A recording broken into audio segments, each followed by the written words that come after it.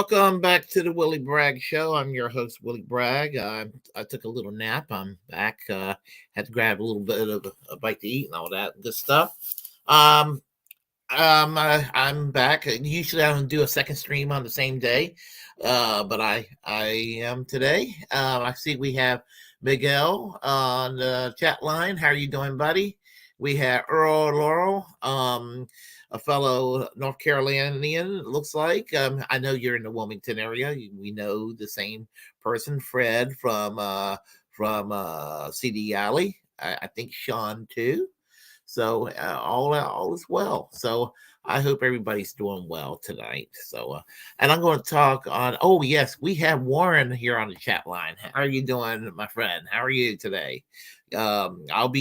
I'll definitely be there for a Weird Wednesday. Everybody, please show up at Weird Wednesday tonight on Extra Bula, and that's Warren's channel at midnight. This Weird Wednesday every Wednesday night, Wednesday morning rather. And we have Rick Solis. Always great seeing you here, Rick. Anyway, as I said, I'm back. Second time today. And I guess we're going to talk about the same old tired subject of Israel. I know it's getting a little tiresome to discuss it, but I mean, when you're behaving as awful as Israel is behaving right now, it needs to be discussed. But we're not necessarily going to discuss what's going on, the nuts and bolts of the man inhumanity to man that's going on over there in Israel, but in its concept, well, whether to support it or not, because on the left, it's pretty much universal that there's no. Oh, wait a minute, hold on a second. Hey y'all, no show tonight. Oh, okay, I stand corrected, Warren. Oh, okay, sorry to hear about that. But that's well, I'm sure there's always next Wednesday. So okay. All right. But anyway, let me get back to what I was saying. Let's see here. Getting back to what I was saying, regarding man's humanity to man. And that is regarding basically the divide on the right. Because it's kind of weird. Historically, and this is going to come as a shock to many people on the left and the right today.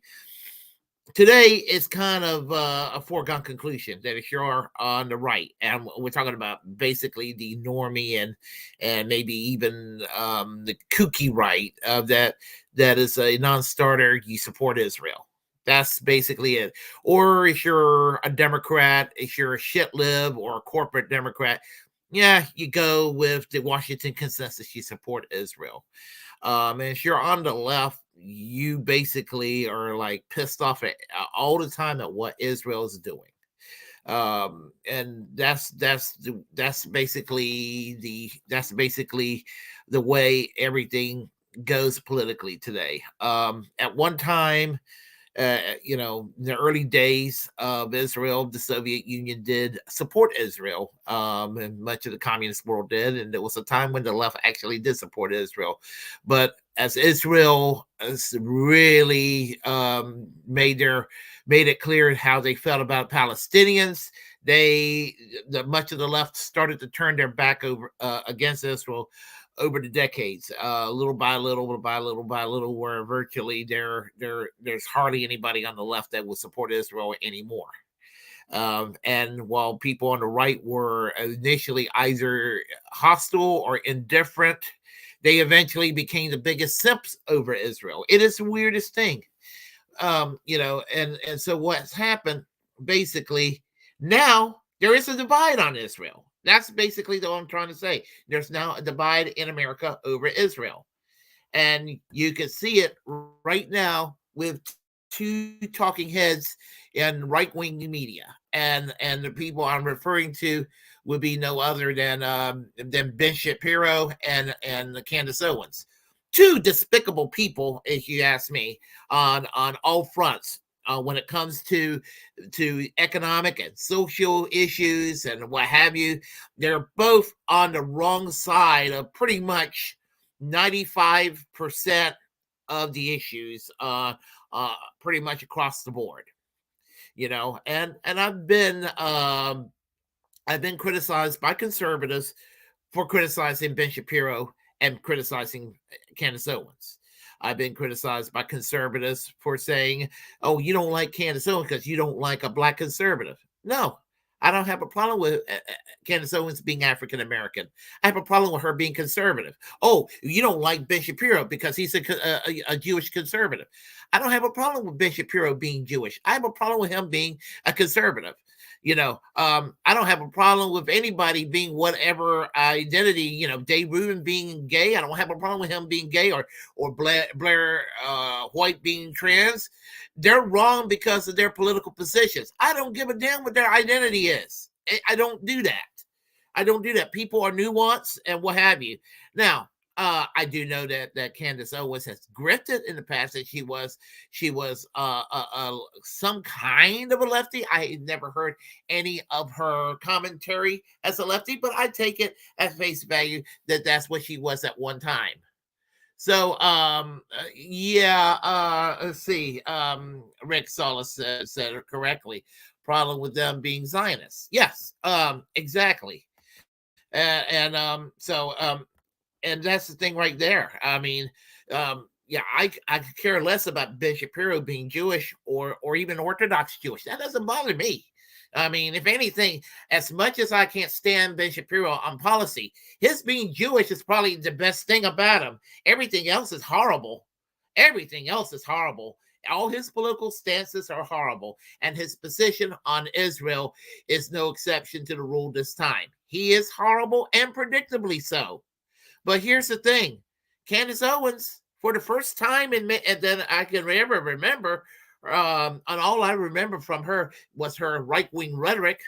For the first time in a long time, and that I can ever remember, she started to be correct on this, and maybe in her own way.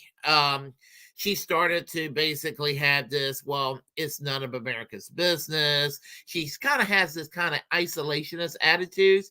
It's not so much that she's joining the left on the question of Israel. It's just that she sort of jumped on this bandwagon on this segment of the right that are more non-interventionists and more against the endless neocon wars that both parties, it does have a Bush-Cheney stamp on it, but let's face it, the Democrats are for these wars too. And the only time they're against it is when the opposing party's in power. Same thing with the Republicans. You think you think if Mitt Romney or John McCain were president under this Russian-Ukraine war, you better bet your beetle boots that the Republicans would be all for what Biden is for. If it would be McCain or if it would be Romney in power right now, doing this sort of thing. And predictably, it would be the Democrats that would be kind of like doing what they did during Bush-Cheney. She went ahead and called it compulsive contrarianism. And I think that's what it comes down to. Both parties are for the same fucking thing most of the time, but in the name of compulsive contrarianism, they're going to go and oppose what the opposing party is doing until they get in power themselves. Because look at Barack Obama. Barack Obama was against the wars and all of that on rhetoric. And once he came into power, in 2009, so 2 wars in Iraq and Afghanistan got extended into 7 wars. And then what happened? It made Trump look like the anti-war candidate in 2016. Whether Trump was anti-war or not, that remains to be seen. He's done some very, very war criminal things while he was president. On the grand scheme of things, was he less of a warmonger than, let's say, Obama or Bush Cheney? Maybe there was slightly, and I'm going to explain why there was slightly less war under Trump. COVID was one of the reasons why there was slightly less war under Trump. Also, the Never Trumpers and the Republicans were at odds with each other. The Resistance and the Trumpers were at odds with each other. It caused a lot of chaos in DC, and the DC chaos basically accidentally made the world slightly safer from the shenanigans of the United States. That's what it came down to. That's what it came down to. It's not because Trump was a peacenik or anything. If anything, this shit going on in the Ukraine right now, well, it may there's signs that there are some hopeful signs that could come to an end there. But the thing about Russia and Ukraine, you think about it. As much as I shit on Reagan's legacy, the one of the good things he did was he went and he and Gorbachev signed a peace treaty to start the end of the Cold War. Well, what happened? Trump took that treaty, the best thing that Reagan did, and it's hard for me to ever give credit to Ronald Reagan, because Ronald Reagan was a horrible president. But he sat down with Gorbachev and he signed that peace treaty with the INF treaty. That INF treaty, he done away with the treaty and had those missiles aimed at Russia back in the year 2019. And so basically we are now in a new Cold War with Russia because Donald Trump did not want to be called a Russian asset by the Democrats. So Donald Trump has his hands on this crap as well. So that's basically the point I'm trying to make right there. But getting back to Candace Owens and Ben Shapiro, Candace Owens is correct about this interventionism nonsense, and she's correct about protecting the free speech of people who are critical of Israel.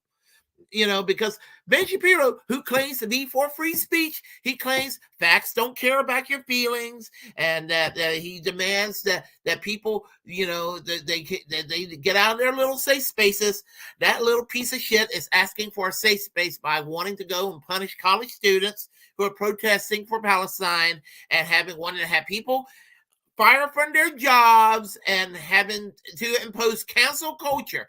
The very thing Ben Shapiro claimed he's against, he ends up being for it, like the fucking little piece of shit hypocrite that he is. The little mama's boy who can't even get his wife wet.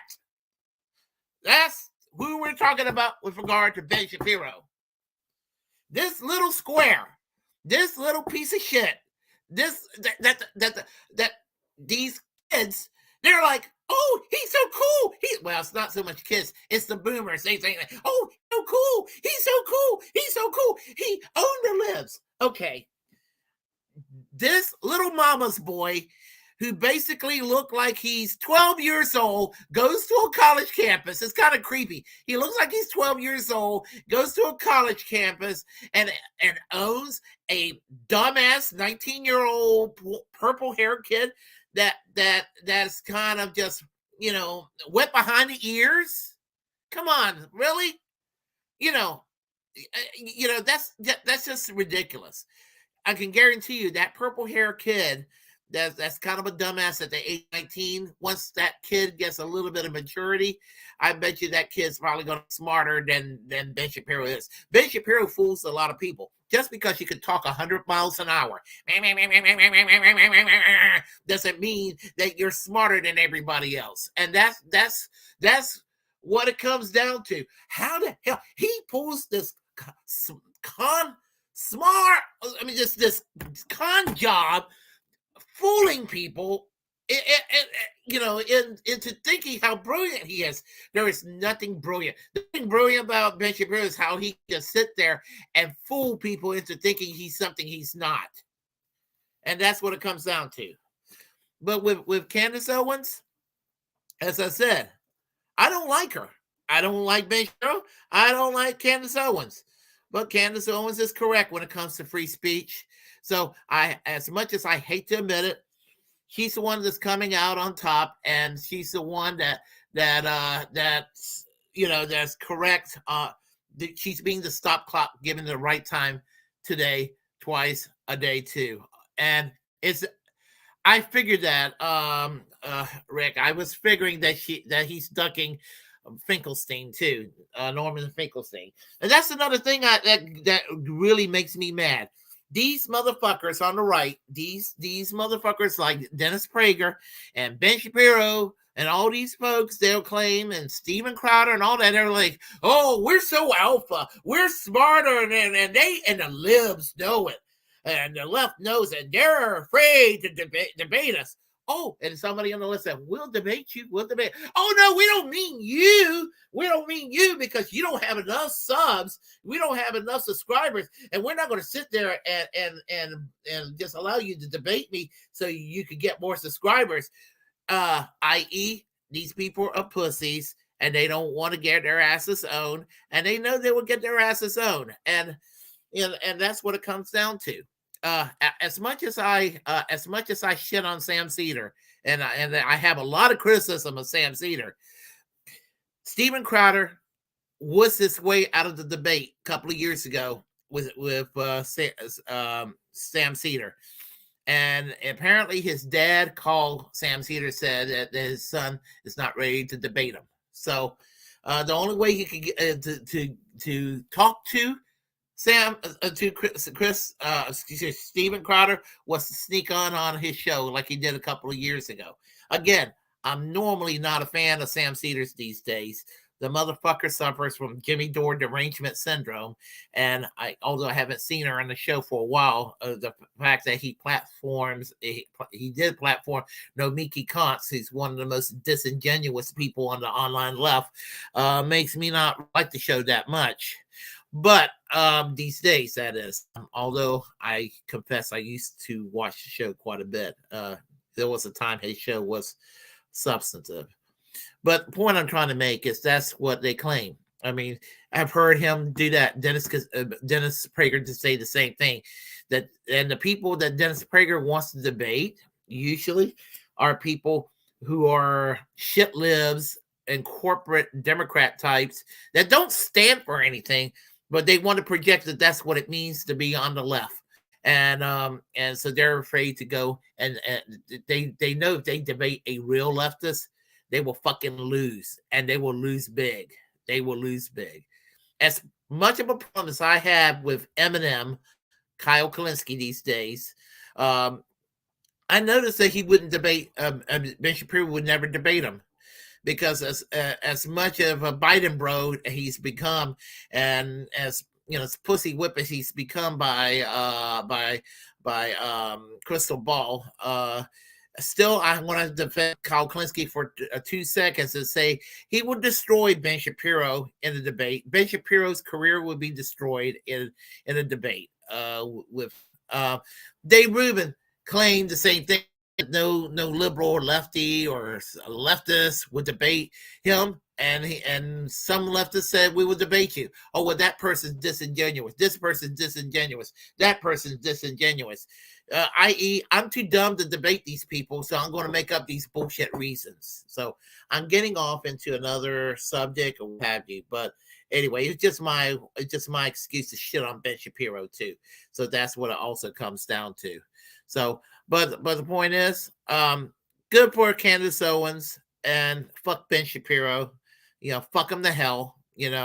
As far as I'm concerned, he can fuck off and fuck him to hell and all of that, because all he is just a stupid partisan hack. He's basically Mark Levin at the age of 12. That's all he is. I mean, I know he's not 12 years old, but you know what I mean. He's a little mama's boy waving his little new neocon baby rattle. And I used to get triggered by Ben Shapiro 10 years ago, 8, 9, 10 years ago. Then I was just like, well, he's small potatoes. Why even bother? Now he's pissing me off again with what's going on over there, and with regard to the genocide that's going on over there in Gaza. So, and this is a guy who's never retracted his support for the Iraq War. This is a guy who's been perpetually wrong on everything, and he's still considered credible. That's the point I'm trying to make.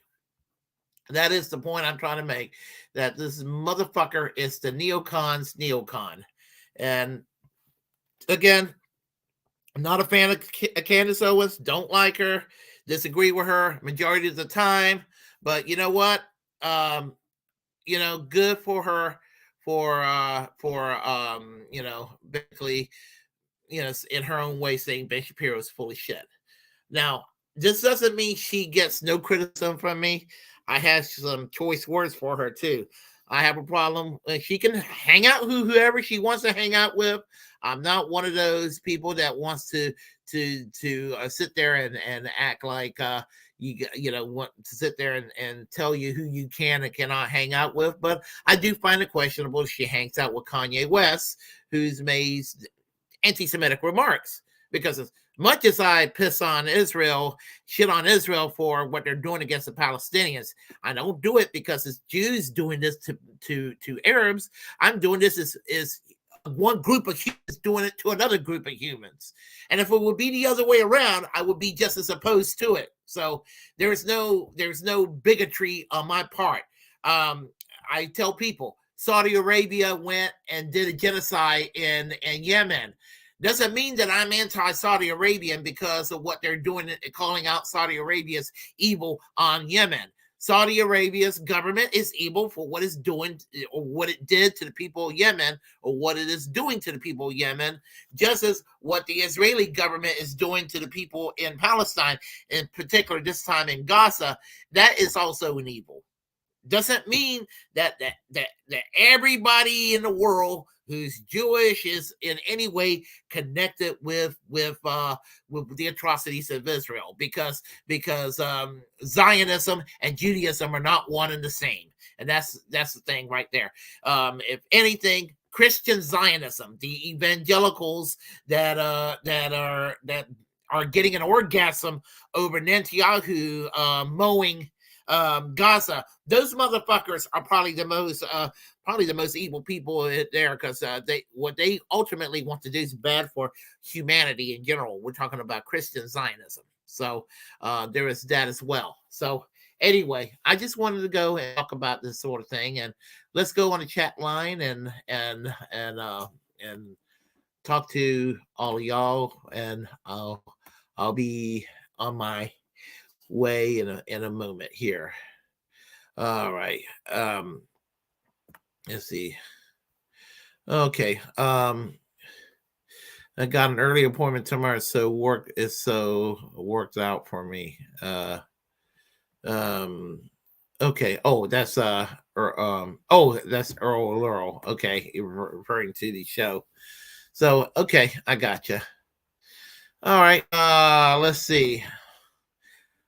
Problem with them being Zionists. Yeah, Zionism is it is a problem, and Zionism is not Judaism. People need to realize that, and sooner. And I think people are beginning to realize that. By the way, it's not like it's not quite like it used to be. It used to be she criticized Israel just a little bit.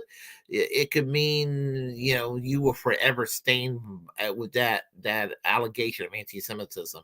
You could call somebody something over and over and over and over again, and it becomes meaningless. And that's what it comes down to. Daniel Berry, sports highlights. How are you doing today? I'm doing good. Second person from North Carolina on this stream here. There's Earl, and there's Rebecca Lucas, I'm sorry. I know Rebecca. It's late. I'll have to catch up and replay. Got to get up at 4 a.m. 4 in the a.m. Well, sleep well, Rebecca. We need to talk soon. Glad you're doing well. I used to work with Rebecca, one of my favorite coworkers, by the way, that I worked with in the preceding company. Let's see. Matt Taibbi had a live stream earlier about the U.S. government using NGO to censor speech. There were 1.1 thousand watching during the stream after it had 81 views. There you go. Matt Taibbi is such a truth teller that Debbie Blabbermouth Schultz, wanted to bully him. We're talking about Miss Rama Noodle Hair. the Karen that looks like a cross between Chelsea Clinton if she was 100 years old, a cocker spaniel with ramen noodle hair. That's how I view Debbie Wasserman Schultz. Let's see. Yep, you can go off. Well, yeah, I just had this. I just had to get it out of my system.